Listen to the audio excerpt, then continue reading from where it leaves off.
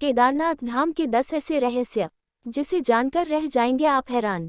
केदारनाथ को जागृत महादेव कहा जाता है। भारतीय राज्य उत्तराखंड में गिरिराज हिमालय की केदार नामक चोटी पर स्थित देश के 12 ज्योतिर्लिंगों में से एक सर्वोच्च केदारेश्वर ज्योतिर्लिंग का मंदिर है। इस संपूर्ण क्षेत्र को केदारनाथ धाम के नाम से जाना जाता है। यह स्थान छोटा 4 धाम में से एक है। केदारनाथ धाम और मंदिर के संबंध में कई कथाएं जुड़ी हुई हैं। आइए जानते हैं इस संबंध में 10 रहस्यमयी जानकारी। 1. शिवलिंग उत्पत्ति का रहस्य। पुराण कथा अनुसार हिमालय के केदार श्रृंग पर भगवान विष्णु के अवतार महातपस्वी नर और नारायण ऋषि तपस्या करते थे। उनकी आराधना से प्रसन्न होकर भगवान शंकर प्रकट हुए और उनके प्रार्थनानुसार ज्योतिर्लिंग के रूप में सदा वास करने का वर प्रदान किया। यह स्थल केदारनाथ पर्वतराज हिमालय के केदार नामक श्रृंग पर अवस्थित है। केदार घाटी में 2 पहाड़ हैं, नर और नारायण पर्वत। विष्णु के 24 अवतारों में से एक नर और नारायण ऋषि की यह तपोभूमि है। दूसरी ओर बद्रीनाथ धाम है, जहां भगवान विष्णु विश्राम करते हैं। कहते हैं कि सतयुग में बद्रीनाथ धाम की स्थापना नारायण ने की थी। इसी आशय को शिवपुराण के कोटि रुद्र संहिता में भी व्यक्त किया गया है। 2. पांडव कथा। कहा जाता है जब पांडवों को स्वर्ग प्रयाण के समय शिवजी ने भैंसे के स्वरूप में दर्शन दिए थे, जो बाद में धरती में समा गए, लेकिन पुनर्तः समाने से पूर्व भीम ने उनकी पूंछ पकड़ ली थी। जिस स्थान पर भीम ने इस कार्य को किया था उसे वर्तमान में केदारनाथ धाम के नाम से जाना जाता है, एवं जिस स्थान पर उनका मुख धरती से बाहर आया उसे पशुपतिनाथ नेपाल कहा जाता है। पुराणों में पंचकेदार की कथा नाम से इस कथा का विस्तार से उल्लेख मिलता है। 3. केदारनाथ और पशुपतिनाथ मिलकर पूर्ण शिवलिंग बनता है। केदारनाथ मंदिर उत्तराखंड के रुद्रप्रयाग जिले में स्थित है। इसे अर्ध ज्योतिर्लिंग कहते हैं। नेपाल के पशुपतिनाथ मंदिर को मिलाकर यह पूर्ण होता है। यहाँ स्थित स्वयंभू शिवलिंग अति प्राचीन है। यहाँ के मंदिर का निर्माण जन्मेजय ने कराया था और जीर्णोद्धार आदिशंकराचार्य ने किया था। 4. एक रेखा पर बने हैं केदारनाथ और रामेश्वरम मंदिर। केदारनाथ मंदिर को रामेश्वरम मंदिर की सीध में बना हुआ माना जाता है। उक्त दोनों मंदिरों के बीच में कालेश्वर तेलंगाना, श्रीकालाहस्ती मंदिर आंध्रा, एकम्बरेश्वर मंदिर तमिलनाडु, अरुणाचल मंदिर तमिलनाडु, तिलई नटराज मंदिर चिदम्बरम और रामेश्वरम तमिलनाडु आता है। ये शिवलिंग पंचभूतों का प्रतिनिधित्व करते हैं। 5. 400 वर्ष तक बर्फ में दबा रहा मंदिर। वर्तमान में स्थित केदारेश्वर मंदिर के पीछे सर्वप्रथम पांडवों ने मंदिर बनवाया था, लेकिन वक्त की थपेड़ों की मार के चलते यह मंदिर लुप्त हो गया। बाद में 8वीं शताब्दी में आदिशंकराचार्य ने एक नए मंदिर का निर्माण कराया, जो 400 वर्ष तक बर्फ में दबा रहा। तब इस मंदिर का निर्माण 508 BC जन्मे और 476 BC देहत्याग गए आदिशंकराचार्य ने करवाया था। इस मंदिर के पीछे ही उनकी समाधि है। इसका गर्भगृह अपेक्षाकृत प्राचीन है, जिसे 80वीं शताब्दी के लगभग का माना जाता है। पहले 10वीं सदी में मालवा के राजा भोज द्वारा और फिर 13वीं सदी में मंदिर का जीर्णोद्धार किया गया। 400 सालों तक कैसे बर्फ में दबा रहा केदारनाथ का मंदिर, और जब बर्फ से बाहर निकला तो पुनर्तः सुरक्षित था। देहरादून के वाडिया इंस्टीट्यूट के हिमालयन जियोलॉजिकल वैज्ञानिक विजय जोशी के अनुसार 13वीं से 17वीं शताब्दी तक यानी 400 साल तक एक छोटा हिमयुग आया था, जिसमें हिमालय का एक बड़ा क्षेत्र बर्फ के अंदर दब गया था।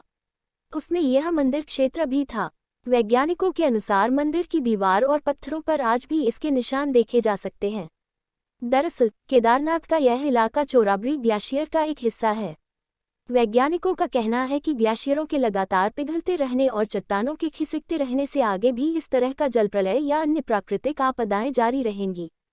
6 माह तक नहीं बुझता है दीपक। दीपावली महापर्व के दूसरे दिन के दिन शीत ऋतु में मंदिर के द्वार बंद कर दिए जाते हैं। 6 माह तक मंदिर के अंदर दीपक जलता रहता है।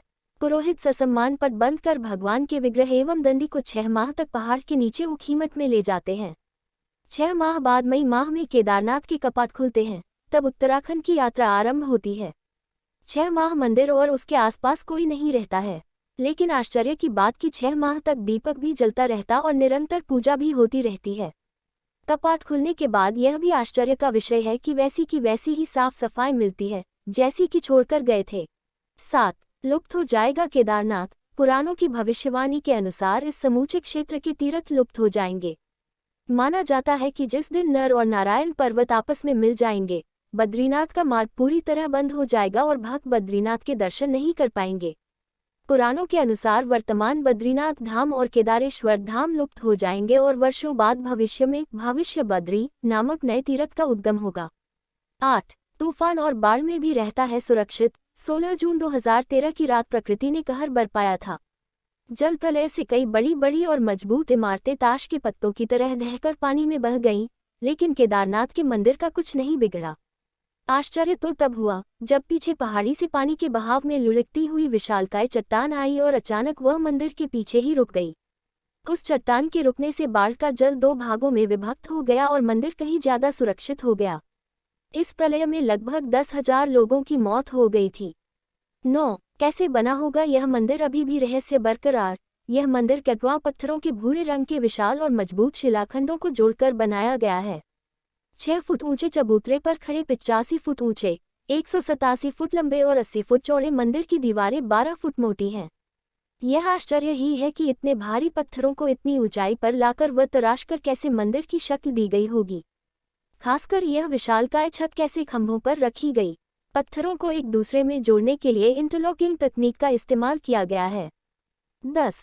निरंतर बदलती रहती है यहाँ की प्रकृति। केदारनाथ धाम में एक तरफ करीब 22,000 फुट ऊंचा केदार, दूसरी तरफ 21,600 फुट ऊंचा खरचकुंड और तीसरी तरफ 22,700 फुट ऊंचा भरतकुंड का पहाड़। न सिर्फ 3 पहाड़ बल्कि 5 नदियों का संगम भी है यहाँ। मंदाकिनी, मधुगंगा, क्षीरगंगा, सरस्वती और स्वर्णगौरी। इन नदियों में अलकनंदा की सहायक मंदाकिनी आज भी मौजूद है। इसी के किनारे है केदारेश्वर धाम। यहाँ सर्दियों में भारी बर्फ और बारिश में जबरदस्त पानी रहता है। यहाँ कब बादल फट जाए और कब बाढ़ आ जाए कोई नहीं जानता। तो दोस्तों, यह थी आज की महत्वपूर्ण जानकारी। उम्मीद करता हूँ आप लोगों को अच्छी लगी होगी। अगर अच्छी लगी है तो लाइक शेयर जरूर करें और चैनल पर नए हैं तो चैनल को सब्सक्राइब करना ना भूलें। मिलते हैं अगले वीडियो में, तब तक के लिए।